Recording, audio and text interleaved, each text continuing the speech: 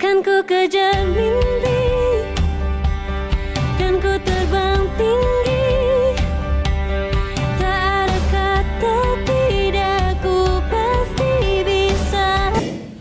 Assalamualaikum. Waalaikumsalam warahmatullahi wabarakatuh. Ya, selamat siang semuanya. Siang, Bu. Apa kabar? Alhamdulillah luar biasa. Allahu Akbar. Silakan Satria untuk memimpin doa pada hari ini.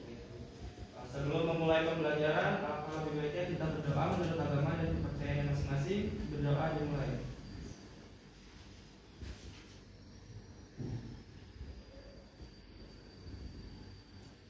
Berdoa selesai, memberi salam. Assalamualaikum warahmatullahi wabarakatuh. Waalaikumsalam warahmatullahi wabarakatuh. Ya, Sekretaris Disa, apakah hadir semua? Hadir semua, Bu. Dari Sabang sampai Merauke berjajar pulau-pulau, sambung menyambung menjadi satu, itulah Indonesia.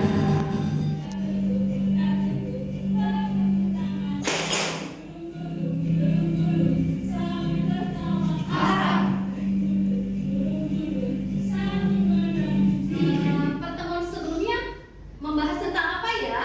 Menyusun opini dalam artikel. Kaitan materi kita pada hari ini yaitu kita memproduksi artikel dengan pengalaman dalam kehidupan sehari-hari. Yang pertama yaitu kalau artikel itu sebagai sarana kita ya. Nah, di sini dalam menuangkan ide gitu kan atau gagasan dari seorang penulis gitu kan ya. Nah, yang kedua nanti siapa tahu gitu kan ya kita bisa menjadi seorang jurnalis. Baik, di sini analoginya artikel dalam kehidupan sehari-hari. Artikel itu kan memberikan manfaat gitu kan ya, memberikan pengetahuan, memberikan wawasan gitu kan ya, sehingga jadi nambah ilmu kita. Nah, seperti matahari ini yang selalu menyinari bumi ini. Tujuan pembelajaran kita hari ini yaitu kalian dapat memproduksi sebuah artikel dengan memperhatikan fakta dan kebahasan serta sebagai sarana publikasi secara ilmiah. Selanjutnya manfaatnya adalah mengisi waktu luang dan juga menambah wawasan. Untuk materi kita memproduksi teks artikel nih, apakah ada permasalahan? Saya, Bu. Ya, silakan Imanur. Saya sulit untuk memulai dan menuangkan ide. Dan saya juga suka keliru antara fakta dan opini, Bu. Jadi yang pertama itu sulit untuk ya kita memang sering sekali sulit gitu ya, sebetulnya di kepala itu ada gitu kan ya, tapi sulit untuk memulainya. Nah, maka kita harus sering banyak berlatih untuk menulis gitu kan ya. Misalkan kalian punya buku diary ini, nah itu bisa dicatat untuk sehari-hari seperti itu ya. Ada kejadian yang menyenangkan dicatat atau yang menyedihkan dicatat. Nah, itu berarti untuk latihan untuk menulis. Selanjutnya yaitu membedakan fakta dan opini. Fakta berarti peristiwa yang benar-benar terjadi, gitu kan ya. Berarti di sini ada tanggalnya jelas, gitu kan ya. Peristiwanya juga jelas, waktunya juga jelas. Nah, kalau opini ini berarti lawannya. Oh, kira-kira yang tadi itu sudah jelas, berarti ini masih sama-sama. Berarti di sini masih sesuatu yang berupa opini atau pendapat atau peristiwa yang belum tentu terjadi. Dalam Kamus Besar Bahasa Indonesia, artikel itu adalah sebuah karya tulis gitu kan. Berarti dibuatnya berdasarkan hasil penelitian. Misalkan sebelumnya kan kalian sudah saya suruh untuk observasi ya. Sebelumnya kalian ditugaskan untuk observasi gitu kan ya, supaya pertemuan hari ini kalian dapat memproduksinya seperti itu. Nah, selanjutnya di sini karya tulis itu kan berdasarkan hasil penelitian, hasil observasi, bisa wawancara, bisa dari sumber-sumber referensi yang lainnya atau dari internet seperti itu. Nah, di sini berarti kalian bisa menuangkannya ya. Oke, dalam bentuk tulisan. Contohnya kalau di sini laporan berita gitu ya, esai dalam majalah, juga surat kabar dan sebagainya. Ya, untuk kelompok pertama, Felicia, Nisa, Nesha, sama Joyeda. Kita ambil mencuci tangan biar kita terhindar dari virus corona, benar nggak? Benar, tidak. Juga kan corona juga lagi viral kan sekarang. Benar. Oke. Ya, apakah ada yang mau ditanya terkait pelajaran kita yaitu memproduksi teks artikel? Saya Bu. Ya, silakan Sharon. Bu, saya ingin bertanya, bagaimana cara memproduksi artikel yang baik dan benar? Oke, baik.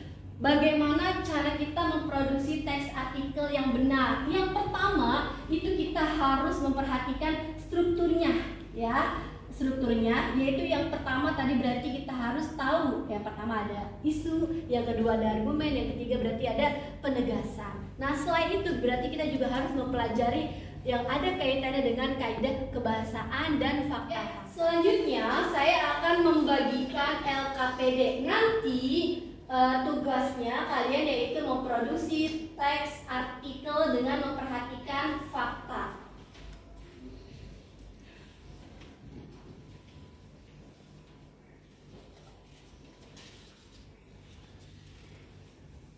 Ini kalian memproduksi teks artikel, baiknya dikumpulkan kapan ya sepakatannya?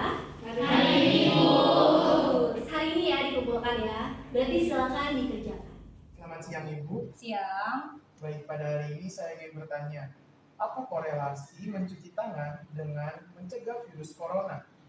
Oke, baik. Mungkin sebagian orang menganggap cuci tangan adalah kegiatan yang remeh ya. Padahal tanpa disadari ternyata cuci tangan itu banyak banget keuntungan yang bisa kita peroleh. Bahkan saking pentingnya cuci tangan sampai PBB itu menetapkan di tanggal 15 Oktober diperingati sebagai Hari Cuci Tangan dengan menggunakan sabun sedunia. Saking pentingnya loh, karena dengan cuci tangan, apalagi menggunakan sabun, dia bisa membunuh bakteri-bakteri penyebab penyakit yang bersarang di tangan kita. Cuci tangan juga bisa menurunkan angka kejadian diare, infeksi cacingan, dan berbagai macam jenis penyakit lainnya. Bahkan penelitian juga menunjukkan bahwa dengan mencuci tangan itu bisa menurunkan angka kejadian ISPA sebesar 15-25%. Itu dia manfaat dari cuci tangan. Baik, Ibu, terima kasih. Pertanyaan saya sudah terjawab. Ya.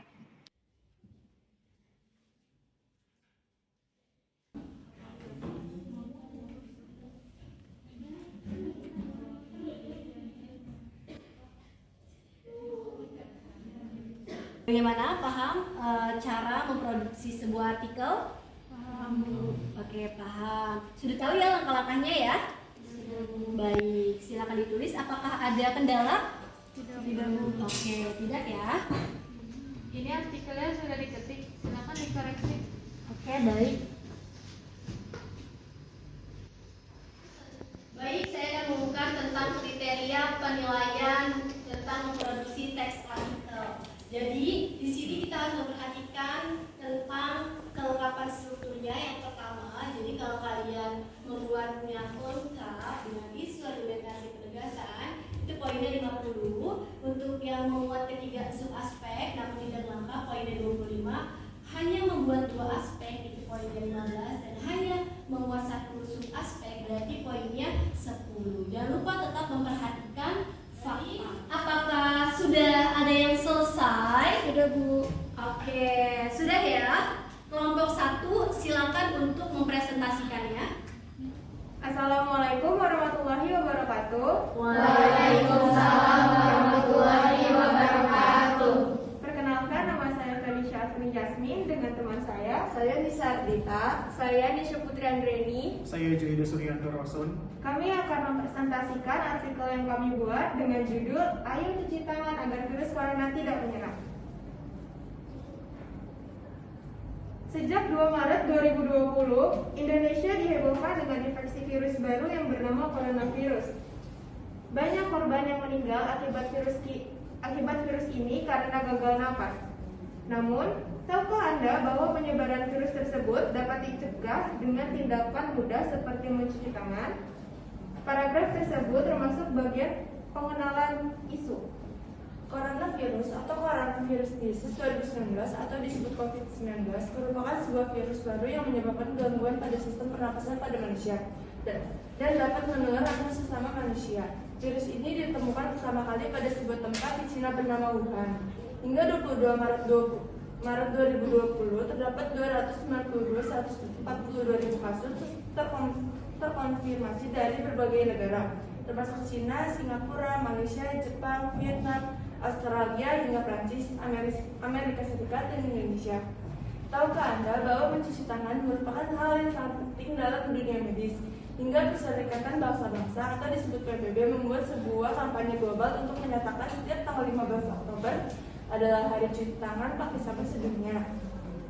Begitu banyak penyakit yang dapat ditularkan seperti penyakit saluran pernapasan, diare, infeksi, cacing, dan penyakit kulit. Dengan hanya mencuci tangan, tingkat infeksi saluran pernapasan dapat menurun hingga 16-25%. Lalu kapan waktu yang tepat untuk kita perlu mencuci tangan? Menurut Sinta Yuniati SK, berikut adalah saat-saat kita perlu mencuci tangan. Pertama, sebelum saat dan sesudah menyiapkan makanan. Kedua, sebelum dan setelah makan.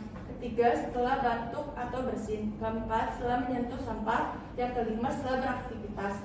Menurut Kementerian Kesehatan, langkah-langkah mencuci tangan terbagi dalam 5 langkah. Yang pertama, basahi seluruh tangan dengan air bersih yang mengalir. Kedua, ambil dan gosok sabun ke daerah telapak tangan, punggung tangan, dan sela-sela jari. Yang ketiga, bersihkan bagian bawah kuku. Keempat, bilas tangan dengan air bersih yang mengalir. Yang kelima, keringkan tangan dengan handuk atau tisu dengan cara yang menyenangkan. Paragraf tersebut termasuk dalam rangkaian argumentasi. Tidak sulit bukan? Dengan melakukan hal yang mudah ini, Anda dapat mencegah infeksi virus pada diri sendiri, orang sekitar, dan bahkan komunitas seperti keluarga dan tempat kerja. Setiap hari Anda beraktivitas, ingatlah untuk selalu mencuci tangan dan tetap memperhatikan langkah-langkahnya dengan tepat sehingga Anda terhindar dari infeksi virus. Paragraf tersebut termasuk bagian dari penegasan kembali. Dilanjutkan dengan fakta yang terdapat dalam artikel tersebut. Ciri-ciri fakta. Yang pertama, benar terjadi. Sejak 2 Maret 2020, Indonesia dihebohkan dengan infeksi virus baru yang bernama virus corona. Dilanjutkan dengan waktu, tempat, tanggal, peristiwa jelas. Perserikatan Bangsa-Bangsa atau PBB membuat sebuah kampanye global untuk menyatakan setiap tanggal 15 Oktober adalah hari cuci tangan pakai sabun sedunia. Dilanjutkan dengan diperkuat dengan angka-angka. Hingga 22 Maret 2020 terdapat 142 kasus terkonfirmasi dari berbagai negara, termasuk Cina, Singapura, Malaysia, Jepang, Vietnam, Australia, hingga Prancis, Amerika Serikat, dan Indonesia. Dengan hanya mencuci tangan, tingkat infeksi saluran pernapasan dapat menurun hingga 16-25%. Demikian presentasi dari kami, kurang lebihnya kami mohon maaf. Assalamualaikum warahmatullahi wabarakatuh. Waalaikumsalam warahmatullahi wabarakatuh. Menurut saya kelompok ini sudah bagus karena mengandung struktur dan mengandung fakta. Semuanya sudah presentasi, saya umumkan nilai yang paling tinggi adalah kelompok 1.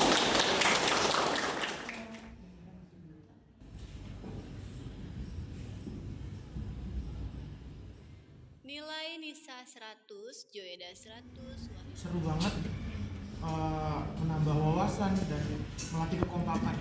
Jadi pada hari ini kita mempelajari memproduksi artikel dengan memperhatikan fakta dan kebahasaan artikel, yaitu karya tulis lengkap sebagai sarana penulis untuk menyampaikan gagasan.